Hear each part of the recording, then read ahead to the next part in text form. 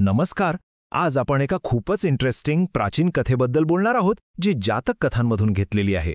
आता गोष्ट तर आहे एका माशाची, पण त्यातून मिळणारा जो बोध आहे ना, तो खरंच कालातीत आहे. चला तर मग सुरू करूया. आणि हा प्रश्न खूप महत्वाचा आहे.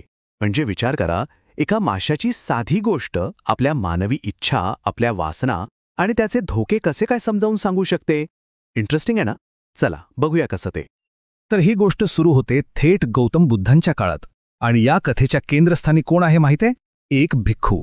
आणि तो एका अशा तीव्र मानवी भावनेशी झगडत होता, ज्याचा सामना खरं तर आपल्यापैकी अनेकांना कधी ना कधी करावाच लागतो. तर जेतवनामध्ये एक बौद्ध भिक्खू आहे, जो वासनेने ग्रासलेला आहे. म्हणजे बघा, ही कथा कुठल्या तरी काल्पनिक जगातली नाहीये. ती सुरू होते एका भिक्खूपासून, जो एका खूपच तीव्र भावनेने म्हणजेच वासनेने हैराण झालाय. आणि ही समस्या आजही तितकीच खरी आहे, नाही का? आणि तो भिक्खू थेट बुद्धांकडे जातो आणि एकदम प्रामाणिकपणे कबूल करतो. तो म्हणतो, महाराज, माझी पूर्वीची पत्नी स्पर्शाला इतकी मधुर आहे की मी तिला सोडूच शकत नाही. या एका वाक्यातूनच त्याची ओढ, त्याची असहाय्यता सगळं काही आपल्यासमोर उभं राहतं. त्याच्या संघर्षाची तीव्रता आपल्याला इथेच कळते. हे ऐकल्यावर बुद्ध त्याला काय सांगतात माहितीये? ते म्हणतात की ही काही तुझी नवीन समस्या नाहीये. याची मुळं तुझ्या मागच्या जन्मात आहेत. आणि मग बुद्ध त्याला एका कथेच्या माध्यमातून त्याच्या भूतकाळात घेऊन जातात. आणि इथेच या समस्येचं खरं मूळ आपल्याला कळणार आहे. आणि इथूनच आपला प्रवास सुरू होतो. आपण त्या भिक्खूच्या वर्तमानातल्या संघर्षातून उडी मारणार आहोत, त्याच्याच भूतकाळातल्या एका जन्माच्या गोष्टीत. हे बघा, वर्तमानात आहे एका भिक्खूची अडचण आणि भूतकाळात आहे एका माशाचं नशीब. आता या दोघांचा संबंध काय? भिक्खूची आजची समस्या त्याच्या मागच्या जन्मातल्या एका घटनेशी कशी जोडलेली आहे, हेच आता आपल्याला पाहायचंय. चला तर मग आता आपण त्या मूळ बोधकथेमध्ये जाऊया. ही गोष्ट आहे दोन माशांची आणि त्यांची एक भेट, जी त्यांच्यासाठी खूपच निर्णायक ठरते. तो गोष्ट आहे बनारसच्या एका नदीची. तिथे दोन मासे, एक नर आणि एक मादी, एकत्र आनंदाने पोहत होते, अगदी एखाद्या जोडप्यासारखे. सुरुवात किती शांत आणि सुंदर वाटतीये, नाही का? पण इथेच एक ट्विस्ट आहे. पोहता पोहता त्या मादी माशाला धोक्याचा वास येतो. तिला कळतं की पुढे जाळं आहे. ती हुशारीने वळसा घालून निघून जाते. पण जो नर मासा आहे, तो तिच्या प्रेमात, तिच्या सहवासाच्या वासनेमध्ये इतका आंधळा झालेला असतो की त्याला तो धोका दिसतच नाही आणि तो सरळ त्या जाळ्यात जाऊन अडकतो. आता बघा काय होतं. तो जाळ्यात अडकतो, कोळी त्याला पकडतात आणि वाळूवर फेकून देतात.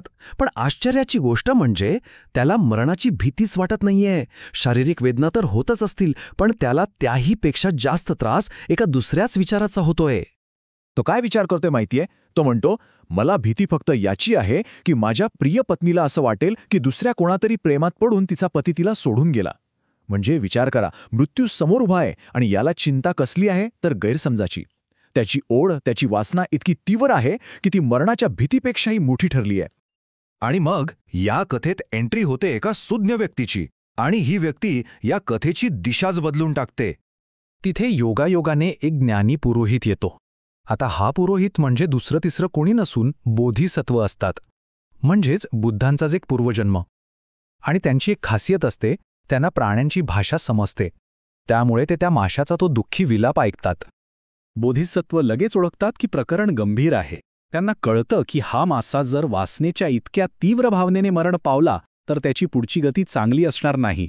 हा एक आध्यात्मिक धोका आहे. म्हणून ते लगेच मच्छीमारांकडे जातात, तो मासा त्यांच्याकडून मागून घेतात आणि त्याची सुटका करतात. आणि त्याला पुन्हा पाण्यात सोडण्याआधी ते त्याला एक मोलाचा उपदेश करतात.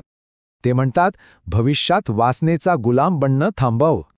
एकदम स्पष्ट आणि थेट संदेश, नाही का? चला आता आपण पुन्हा वर्तमानात परत येऊया, जेतवनामध्ये, जिथे बुद्ध आता या कथेचा खरा खोल अर्थ उलगडून सांगणार आहेत. बुद्ध त्या भिक्खूला सांगतात की अरे, ही काही साधी गोष्ट नव्हती, ही तुझ्याच भूतकाळात घडलेली एक सत्य घटना आहे. आणि आता बघा हा सगळा खेळ कसा जुळून येतो. तो नर मासा, तो होता तो वासनेने ग्रासलेला भिक्खू. ती मादी मासा, ती होती त्याची पूर्वीची पत्नी. आणि तो ज्ञानी पुरोहित, ते होते स्वतः बुद्ध. हा आहे तो आहा मोमेंट, जिथे भूतकाळ आणि वर्तमान काळ एकमेकांना येऊन मिळतात आणि सगळं अर्थ स्पष्ट होतो. तर मग या सगळ्यातून काय शिकायचं? पहिलं म्हणजे अनियंत्रित वासना किंवा कोणतीही तीव्र इच्छा आपल्याला स्पष्ट धोक्यांपासून आंधळं करू शकते. दुसरं, ती फक्त शारीरिक नाही तर मानसिक दुःखही निर्माण करते. आणि तिसरं, आणि हे खूप महत्त्वाचं आहे, हा एक असा पॅटर्न आहे जो एका जन्मातून दुसऱ्या जन्मातही आपल्यासोबत येऊ शकतो.